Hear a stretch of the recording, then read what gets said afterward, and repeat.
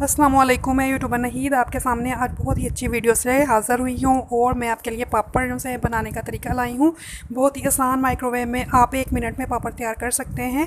तो मैंने 1.5 मिनट पे लगाया है, लेकिन ये 1 मिनट में तैयार हो जाएंगे। तो अगर आप चाहें तो इसको ऑयल भी ब्रश की मदद से लगा सकते हैं। मैं ऑयल भी लगा के तैयार करके आपको अभी दिखाती हूँ। सिर्फ 1 मिनट में ये बन जाएंगे। मैंने 1.5 मिनट लगाया है, लेकिन 1 मिनट में बनेंगे।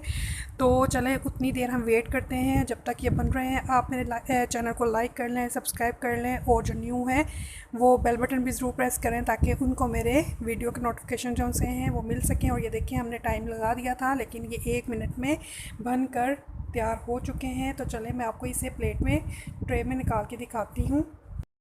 और मैंने ऑयल लगाकर ब्रश की मदद से सारे तैयार किए हैं और बहुत ही मज़े के बने हैं। आपको मेरी वीडियो पसंद आई होगी। अगर पसंद आई तो लाइक करें। मिलेंगे न्यू वीडियो में, तब तक के लिए अल्लाह हाफिज़।